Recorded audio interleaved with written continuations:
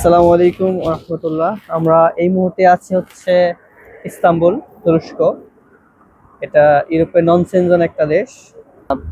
সমুদ্র বন্দরে চমৎকার একটা সুন্দর একটা জায়গা। যে বিষয়টা আপনাদের সাথে শেয়ার করবো সেটা হচ্ছে যে কিভাবে তুর্কির ভিসা করা যায়, টুরিস্ট ভিসা। আমরা হচ্ছে আহ, আহ, কাতার থেকে মূলত তুর্কির ভিসাটা করেছি। তো যেভাবে ভিসাটা করার যে প্রক্রিয়া খুবই সহজ এবং খুব অল্প টাকায় কেউ চাইলে তুরস্ক আসতে পারে। তা আমাদের সর্বসাকুল্যে আমাদের খরচ হয়েছে মোটামুটি হচ্ছে যে 80 থেকে 85 হাজার টাকা A to Z, অর্থাৎ একেবারে ভিসা প্রসেসিং থেকে শুরু করে এম্বাসি ফি, হোটেল, এরপর এয়ার এয়ার টিকিট, যাবতীয় সব খরচ। আমরা মূলত হচ্ছে এখানে 30 তারিখে মুভ করেছি এবং আমরা হয়তো বা 4 তারিখে আমরা আবার দোহাতে যাব। তো সর্বপ্রথম হচ্ছে যে আমাদের ব্যাংক স্টেটমেন্টটা হচ্ছে এখানে মূল দরকার। ব্যাংকের সলভেন্সি মোটামুটি হচ্ছে 10,000 কাতারি রিয়াল থাকতে হবে, এবং 3 মাসের স্টেটমেন্ট, অর্থাৎ 3 মাসে আপনার স্মার্ট স্যালারি, পাশাপাশি স্মার্ট একটা জব, এগুলো আর কি আপনার থাকতে হবে।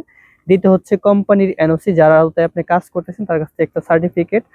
আর হচ্ছে ভ্যালিড কাতারের আইডি, কমপক্ষে 6 মাস, 3 মাস থাকতে হবে, বা 1 বছরের আইডি, এর মধ্যে আপনার মিনিমাম 3 মাস হতে হবে। এই এই ডকুমেন্টগুলো সাবমিট করলেই মোটামুটি হচ্ছে যে আপনার কাতারের যে ভিসা সেটা মোটামুটি হয়ে যায়। আর 1 কপি ছবি লাগে। একটা ফর্ম দেয়, আগে ফর্মটা ছিল না, এখন ফর্মটা পূরণ করতে হয়। এই প্রক্রিয়ায় মূলত হচ্ছে যে আপনার তুরস্কের ভিসা করানো সম্ভব হয়। তো এখানে অনেক দালাল আছে যেগুলো হচ্ছে যে আপনার কাছে প্রচুর পরিমাণ টাকা নিবে, এবং টাকা নেওয়ার পরে হচ্ছে যে অনেক ঝামেলাও করে তারা। তো সর্বসাকুল্যে যদি কারো কোনো সাহায্য লাগে আমার কাছে হয়তো বললে আমি আপনাদেরকে প্রপার গাইড দিয়ে দেবো, যে আসলে কিভাবে আপনারা হচ্ছে যে তুর্কিতে, কাতার অথবা মিডল ইস্ট থেকে ভিসা করতে পারেন। সেই ব্যাপারে আমি অবশ্যই আপনাদেরকে জানিয়ে দেবো। যদি কারো জানার আগ্রহ থাকে অবশ্যই আমার সাথে যোগাযোগ করবেন, আমার ভিডিওতে কমেন্ট করবেন। আমি অবশ্যই আপনাদেরকে বলার চেষ্টা করব যাতে করে আপনারা সহজেই ইস্তাম্বুল আসতে পারেন।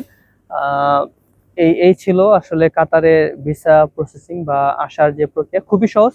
আপনাকে কাতার থেকে হয় একটা দু একটা কথা জিজ্ঞাসা করবে, সেটা হলো যে আপনাকে আপনার কাছে ডলার আছে কিনা, অথবা আপনার হোটেল বুকিং আছে কিনা, এই সব দু একটা ব্যাপার আপনাকে জিজ্ঞাসা করবো। আরেকটা ব্যাপার আপনাদেরকে মিসিং করে ফেলছি, সেটা হচ্ছে যে এয়ার টিকিট এবং কি হোটেল বুকিং অবশ্যই থাকতে হবে। এই দুইটা বিষয় মানে অনেক বেশি গুরুত্বপূর্ণ। এই ছিল কাতারের থেকে আপনার ইস্তাম্বুলে আসার যে বিষয়টা সেটা। ধন্যবাদ সবাইকে এতক্ষণ আমাদের সাথে থাকার জন্য। আর চমৎকার একটা জায়গাতে আমরা এই মুহূর্তে আছি, যেটা আসলে খুবই খুবই চমৎকার। বিশাল বড় একটা জাহাজ যাচ্ছে, আপনাদেরকে যদি দেখাই।